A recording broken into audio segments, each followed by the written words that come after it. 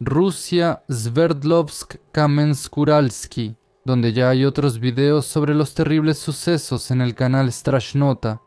Septiembre de 2005.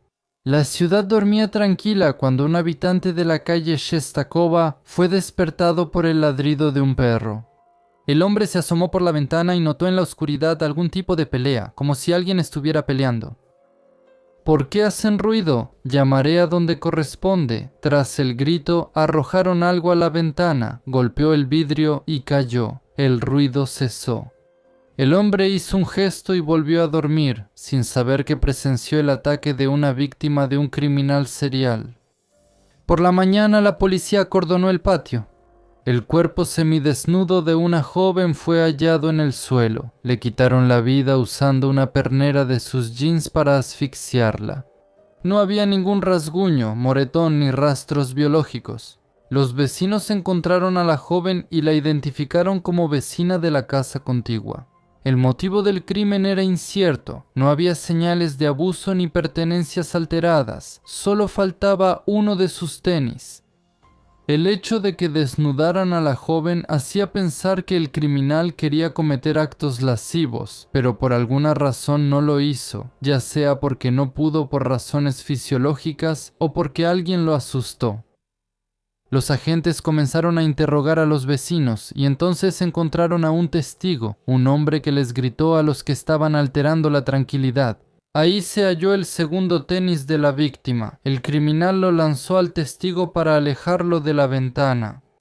Y el testigo no pudo ver nada relevante. Afuera estaba tan oscuro que el testigo no pudo decir cuántos había en el patio. Escuchar ladrar a un perro podría ser una pista.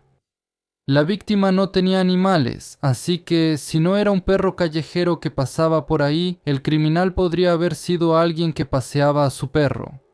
La investigación no pasó de esa suposición. No había pruebas ni testigos. Seguramente un paseador de perros salió de noche, conoció a la chica, la acosó y al ser rechazado la atacó. Después oyó un grito desde la ventana y huyó. El caso fue archivado. Pero 3 meses después ocurrió un nuevo crimen. En diciembre de 2005, los huéspedes de uno de los sanatorios locales salieron a caminar después de la comida hacia el río Iset. En el sendero yacía una joven con abrigo beige. La pareja corrió a ayudar, pero pronto notaron que estaba muerta. Junto al cuerpo había una bolsa con una cartera intacta y un pasaporte, lo que indica que no hubo robo. Había huellas de perro en la nieve. La pericia mostró que no había señales de abuso ni indicios de lucha en el cuerpo, solo la marca de una cuerda en el cuello. La marca era lisa y abierta, como si la hubieran golpeado con una correa delgada de vestido o bolsa. Entonces los detectives entendieron que este crimen se parecía sospechosamente a otros ataques, donde a las chicas les quitaban la vida con sus propias prendas de vestir. El primer caso de este tipo en Kamensk-Uralsky ocurrió en abril del año 2000. Una pensionada local oyó ruidos en el patio de la escuela bajo sus ventanas por la noche y por la mañana fue a ver qué ocurría. Tamara Semyonovna ni siquiera imaginaba que encontraría rastros de un crimen terrible. A un lado del sendero por el que la gente atajaba a través de ese patio hacia el malecón del río Yeset, la pensionada encontró el cuerpo desnudo de una joven. Así, justo así estaba tirada, así exactamente estaba tirada. La cabeza de este lado, las piernas hacia el lado del pino, los brazos extendidos, las piernas separadas, la ropa, el sostén estaba cerca, la ropa también estaba por aquí, aquí estaba, y unas medias negras. Los brazos extendidos, la chica solo llevaba medias negras apretadas al cuello como lazo. Cerca hallaron las pertenencias de la fallecida. Un vestido azul, ropa interior rota y una bolsa de mano intacta. La pericia mostró que la chica murió alrededor de la medianoche y que antes de eso fue brutalmente abusada. El cuerpo presentaba varios moretones y desgarros internos, pero sin rastros biológicos internos. No hubo testigos, aunque el lugar es concurrido. En serio, la chica no pidió ayuda. Los investigadores supusieron que la chica conocía a su atacante.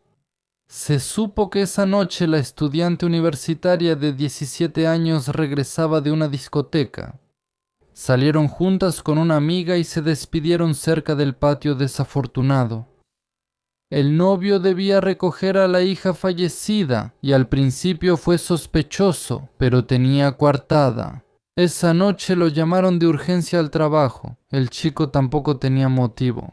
La pareja tenía una buena relación, salían juntos desde la escuela y planeaban casarse. En el funeral, él le puso un anillo de compromiso en el dedo a su amada que yacía en el ataúd.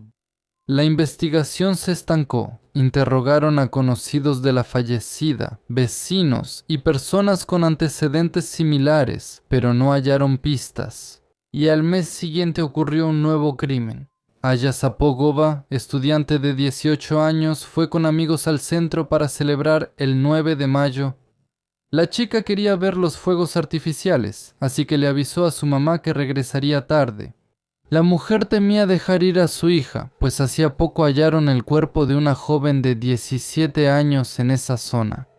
Después ella recordó, cuando Ala se preparaba esa noche pensé, Aya, ojalá nunca te pase algo así, tener que enterrarte con un vestido de novia. Pero los padres no tenían razones para no dejar ir a la joven mayor de edad a la fiesta. Aya era amable y obediente, estudiaba bien y planeaba estudiar para ser abogada. Nadie esperaba de Ala que se comportara de manera imprudente. Por eso, cuando la joven no regresó a medianoche, sus padres se preocuparon. En ese tiempo no había celulares. La madre no durmió y por la mañana fue a la policía. Allí le dieron una noticia terrible. Un paseador de perros había hallado el cuerpo de Aya. Cerca de la plaza de la fiesta había huellas de arrastre y una depresión en la tierra del parque forestal. Yacía el cuerpo de la joven cubierto de hojas. El criminal le apretó en el cuello a Ala el cinturón de su abrigo. Pero no había señales de abuso y los detectives no encontraron razones para relacionar este crimen con el anterior. Unos meses después, en un edificio de 9 pisos en la calle Kamenskaya, se encontró el cuerpo de una mujer de 29 años. Ella vivía en el último piso, estaba divorciada y cuidaba a su madre. Irse porque podía. Cerca de su departamento había una escalera que llevaba al piso técnico. Ahí, los vecinos de la escalera encontraron a la chica muerta. Ella estaba desnuda, su ropa doblada al lado y una botella de vino a medio terminar cerca. No había señales de arrastre ni de lucha. Todo parecía indicar que una cita terminó mal aquí. La mujer se había ajustado algo al cuello en casa. Ella no pudo salir de la casa, no pudo salir de la casa. Ella no pudo irse. En esa posición es imposible estrangular a alguien, lo que indica que el criminal manipuló el cuerpo tras la muerte. No hay rastros biológicos, testigos ni pruebas. Solo encontraron una huella dactilar borrosa, pero fue arruinada por el alcohol. El delincuente se ensució la mano con vino tinto. En ese momento, la investigación no tenía motivos para unir estos casos. Las víctimas eran demasiado diferentes y no había un motivo común. Pronto circularon rumores entre los habitantes sobre un maniático que atacaba a chicas. La gente tenía miedo de dejar que sus hijas salieran solas de casa, pero la serie de crímenes se detuvo durante 4 años. Quizá de verdad no había conexión entre los 3 crímenes. Cuando la gente se tranquilizó y olvidó esos terribles sucesos, ocurrieron otros 2 ataques. En septiembre y en octubre de 2005. Ahora ya estaba claro que en la ciudad actuaba un asesino serial que les apretaba a las chicas el cuello con prendas de su propia ropa. En ambos casos, cerca de los crímenes se observaron huellas de perro y se oyeron ladridos. Esto llevó a los investigadores a pensar que el criminal podría ser un paseador de perros. Normalmente las personas que pasean a sus perros en los patios se ven todos los días y se conocen entre sí. Se volvió a interrogar a los residentes cercanos para saber si ese día hubo algún paseador de perros sospechoso. y los vecinos de la joven que perdió la vida en el patio de Shestakova recordaron que, efectivamente, esa noche vieron a un desconocido que ya no volvió a aparecer por ahí. El hombre paseaba un perro de pelea. Esto puede ser una pista, ya que en ciudades pequeñas hay pocos perros de razas específicas y los de pelea son más raros. Empezaron a interrogar a todos los que tenían un perro parecido, no eran más de 50. Ningún dueño podía ser el villano que atacaba a las mujeres, otro callejón sin salida. Esta vez, los detectives no hallaron ninguna pista y el caso del estrangulador de Kamensky quedó archivado por 17 años. Durante ese tiempo, no hubo ataques similares en la ciudad y el villano fue casi completamente olvidado. En 2014, el Comité de Investigación creó un departamento para casos penales no resueltos previos.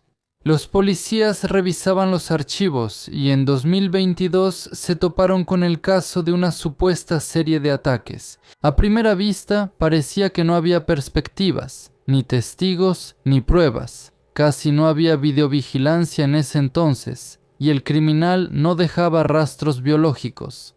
Pero uno de los investigadores prestó atención al caso del ataque a Alla Sapogova. El asesino le rompió el sostén y para eso tuvo que agarrar fuerte y jalar con fuerza la tela.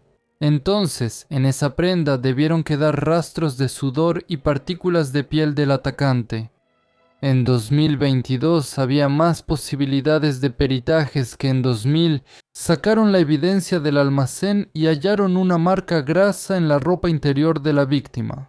Las tecnologías modernas lograron extraer un concentrado de la mancha con el perfil genético de un hombre que se comparó con la base de datos y encontraron una coincidencia. El rastro pertenecía a un cerrajero de 44 años, Mikhail Neznamov. Nació el 6 de febrero de 1979 en Kamensk-Uralsky. Creció en el distrito de Krasnogorsky, en un edificio de 9 pisos en la calle Aluminievaya. La pared lateral del edificio daba directo a la orilla llena de arbustos, juncos y redes. Estos lugares, conocidos desde la infancia, luego serían escenario de sus crímenes. La familia vivía sin aparentes problemas y la situación era favorable. Mikhail estudió en la escuela secundaria número 9, de la cual se graduó a mediados de los años 90. En la escuela no destacaba en nada, se comportaba de manera tranquila y no estaba bajo observación. Después de graduarse, obtuvo una educación profesional media y se mantenía con trabajos ocasionales, trabajo pesado, paga baja, a veces cometía pequeños robos. Mikhail Neznamov llamó la atención de las autoridades por primera vez en 2001. No se pudieron esclarecer los detalles de ese caso penal. Solo se sabe que Neznamov fue declarado culpable de causar la muerte de una mujer por negligencia. El tribunal dictó sentencia 5 años. Y entonces la serie de ataques a chicas se detuvo, pero nadie lo relacionó con el encarcelamiento de Neznamov. Ya a finales de 2003 salió en libertad condicional. Luego, 2 chicas murieron en 2005. En ese momento, Neznamov ya era sospechoso, pero no hallaron pruebas. En 2006 lo detuvieron de nuevo, esta vez por cargos mucho más graves, robo e intento de homicidio. Neznamov atacó a una chica en la calle, pero unos transeúntes lo vieron y huyó con el bolso. Nadie pensó en relacionar la cadena de crímenes. Los detectives tomaron a Mikhail por un ladrón común. El 22 de octubre de 2007, el tribunal lo condenó a 8 años de prisión. Cumplió un poco más de la mitad de la condena y volvió a quedar en libertad en 2012, de nuevo en libertad anticipada.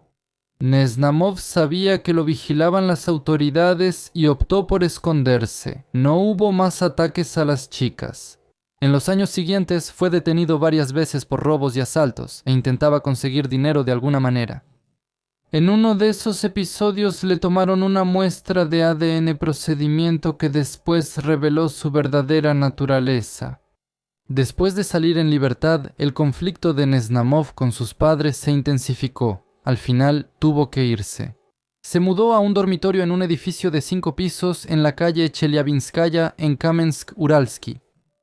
Vivía en una habitación pequeña, trabajó como cerrajero y hasta se casó. Pero el matrimonio no duró mucho.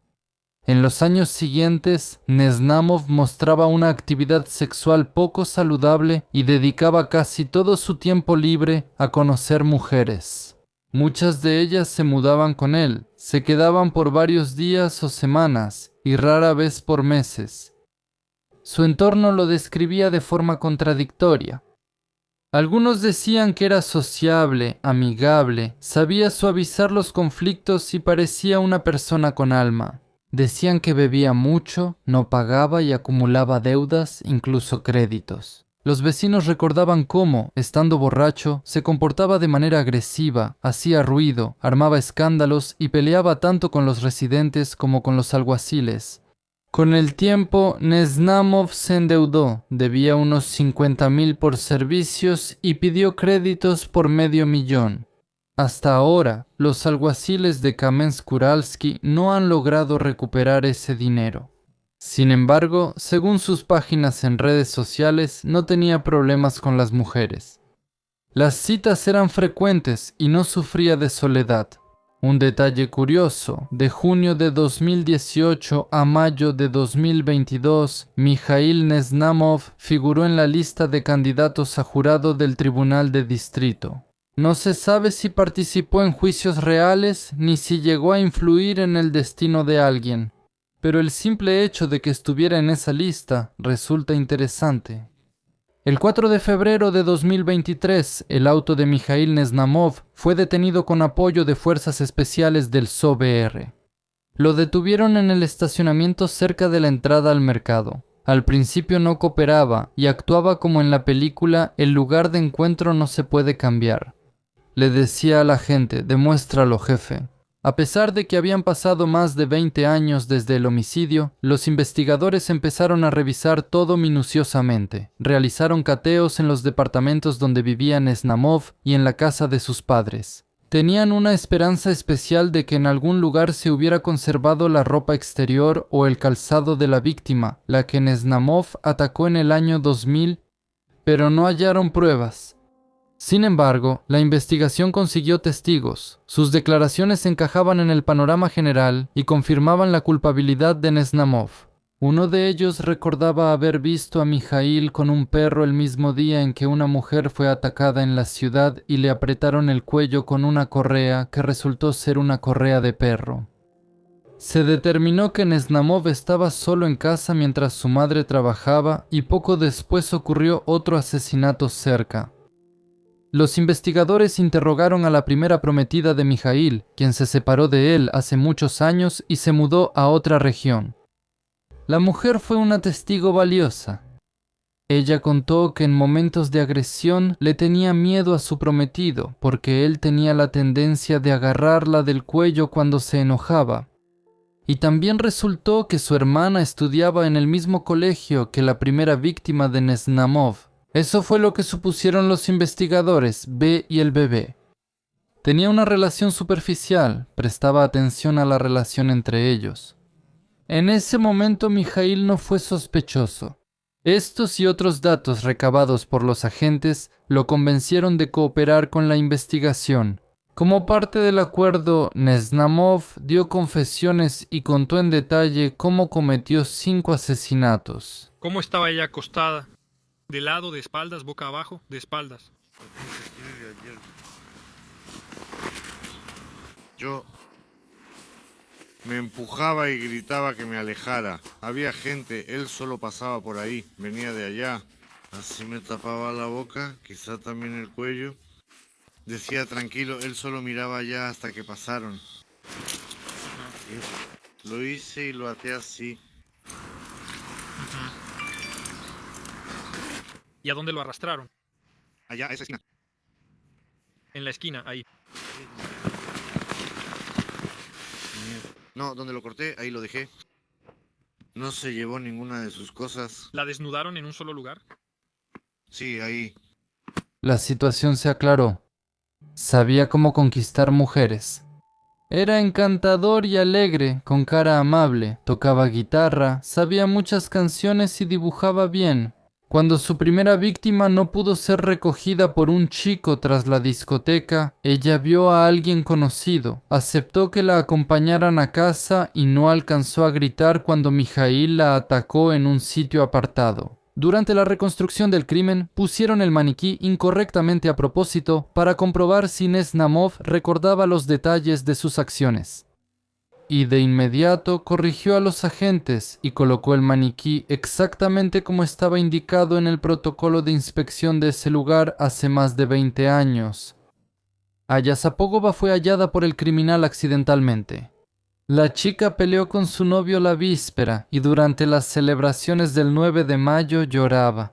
Nesnamov sintió en ella vulnerabilidad. Una posible víctima se acercó y entabló conversación. Cuando era necesario, él fácilmente se transformaba en un interlocutor sensible, en quien Ala sintió un alma afín. La chica conversó largo rato con su nuevo conocido, hasta que él la llevó al parque cubierto de maleza cerca de la plaza festiva. Nesnamov afirma que Ala, de manera voluntaria, aceptó la intimidad, pero incluso si eso es verdad, su carácter dócil no salvó a la chica. Cerca de la multitud admirando los fuegos artificiales, Nesnamov atacó a Aya, le apretó el cuello con el cinturón de su propia capa, luego la arrastró a una pequeña depresión en el suelo, la cubrió con hojas y encima puso 2 palos en forma de cruz. Un gesto extraño para un asesino a sangre fría. Unos meses después, Nesnamov conoció a una mujer de 29 años que vivía en el mismo edificio que su hermana. A veces se encontraban. Se conocieron y comenzaron una relación. La chica no sospechó cuando Mijaíl la invitó a salir.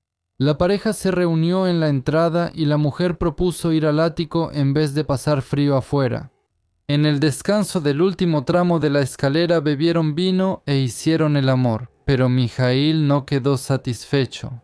Nesnamov considera el acto sexual consensuado como algo común. Despertó en él una patología gestada desde la infancia, cuando presenció el suicidio de su tío. Luego, una lesión en la cabeza durante el servicio militar y una alta libido terminaron de formar sus tendencias agresivas.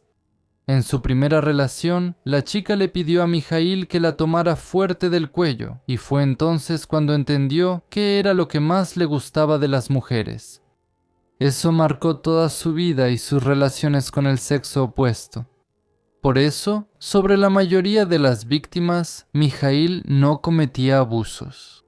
Lo que le excitaba era la asfixia. En la cita en la escalera, ni siquiera la simpatía mutua pudo superar su deseo de disfrutar la agonía de la víctima.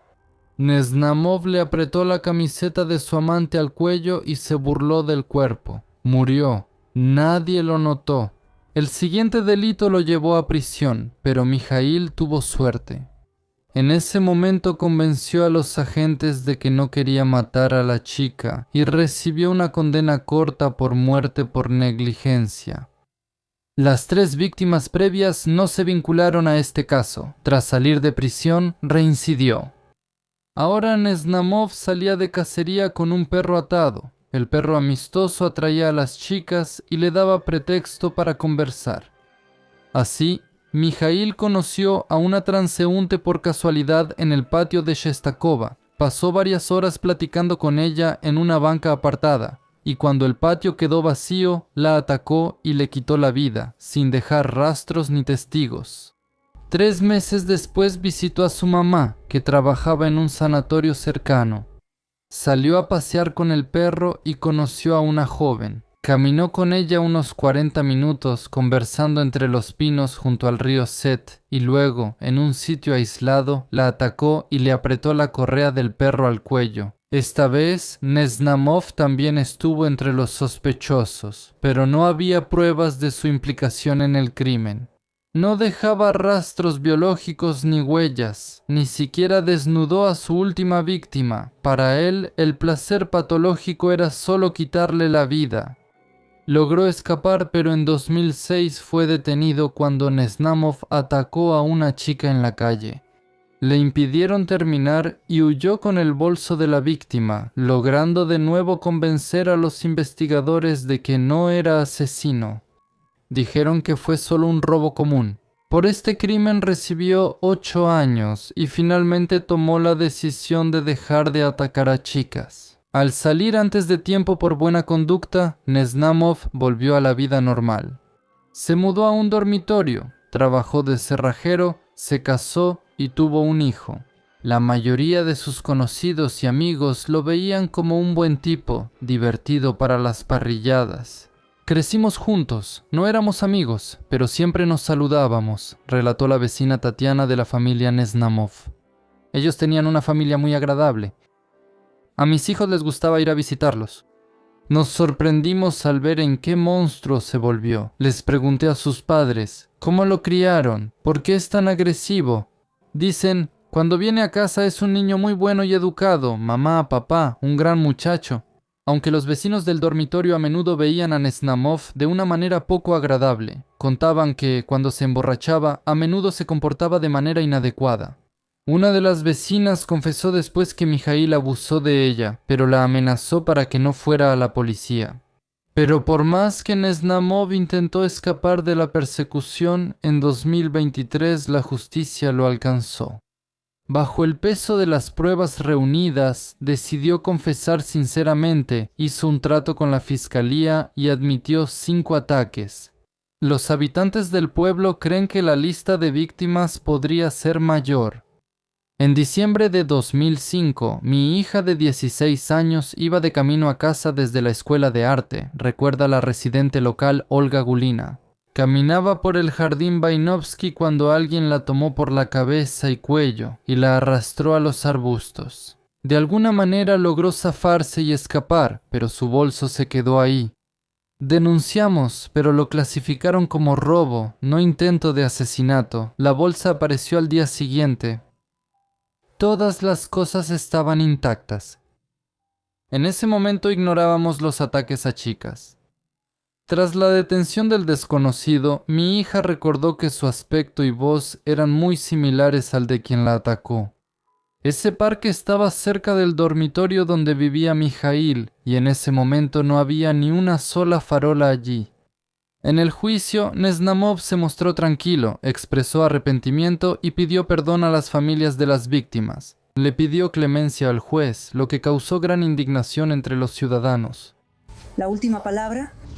Mis padres son mayores, mi mamá tiene cáncer y la estoy cuidando, pero tú me quitaste a mi hija y a todos mis padres, les quitaste 5 hijas. ¿Quién nos mantendrá? Yo aún tengo una hija, pero otros padres quizás solo tenían una.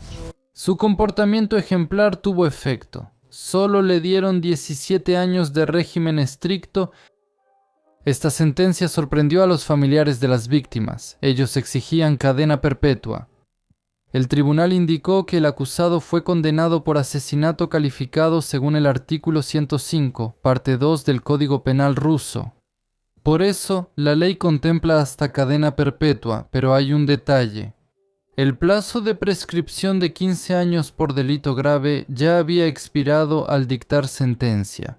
Por ley, no se puede imponer cadena perpetua. El tribunal solo podía dar hasta 20 años de prisión, pero considerando que el condenado colaboró con la investigación y dio confesiones exhaustivas, el tribunal le impuso 17 años. Esto parece proporcional y razonable.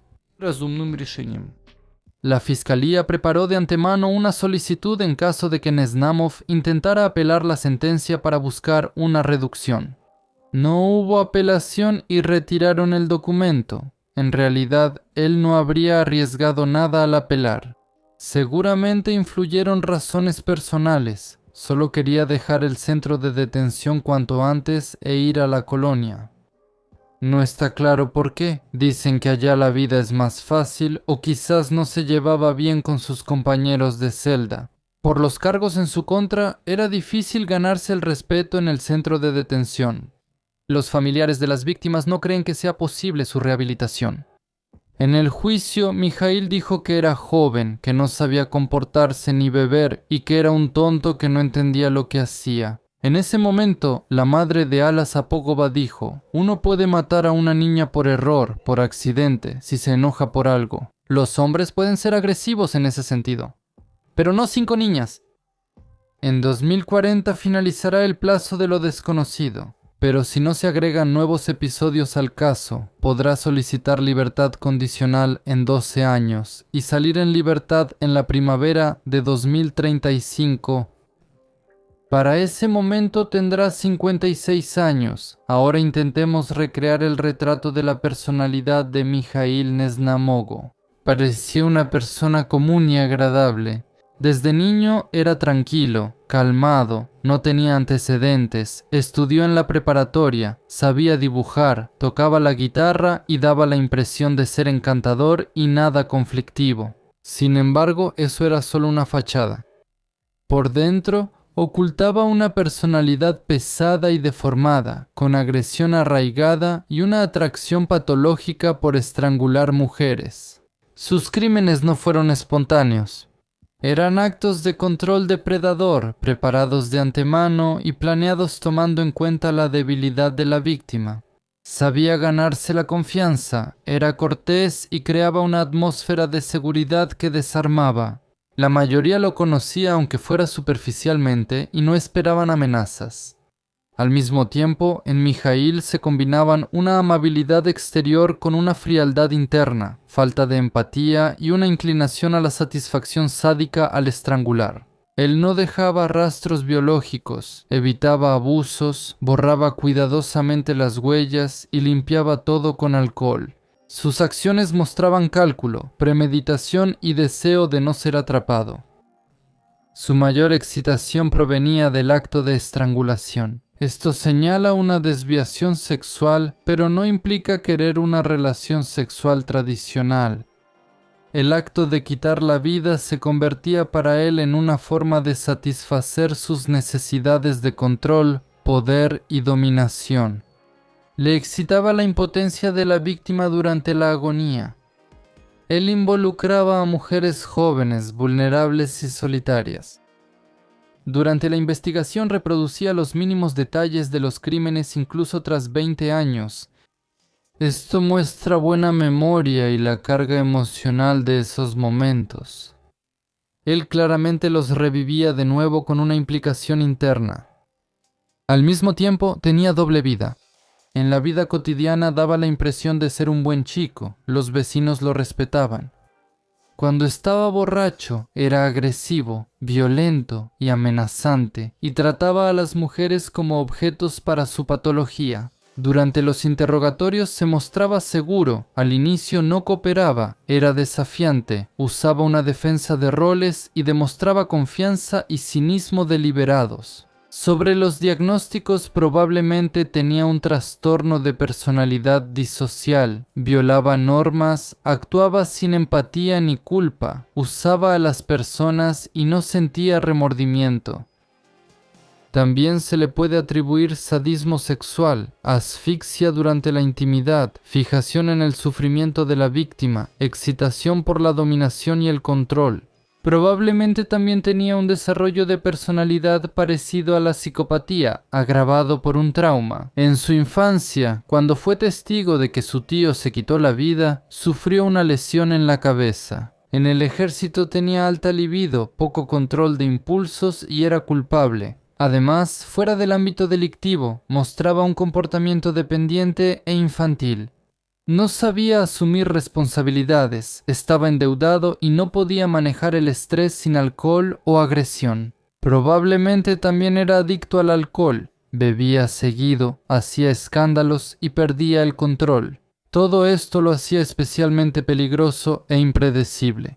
Al final, Mijaíl Nesnamov es un depredador oculto clásico. Agradable y cordial por fuera. Por dentro, un sádico con la psique destruida, cuya excitación está relacionada con la agonía y la sumisión de las mujeres. Su personalidad es una mezcla de psicopatía, desviaciones sexuales, un pasado traumático, degradación social y una apariencia exterior aparentemente normal. Eso es lo que lo convierte no solo en un monstruo, sino también en una de las figuras más aterradoras entre los criminales seriales. Tranquilo, común, casi como uno más. Y si quieren encargar un retrato de su personalidad, probablemente dejaré una publicación sobre cómo hacerlo debajo del video. Ahí también dejaré las fuentes de esta historia y materiales adicionales. Comenten qué opinan de este caso y de Mikhail Nesnamogo, den like o dislike y revisen otros videos del canal que siguen publicándose aunque no siempre los vean. Nesnamov recibe una notificación sobre esto.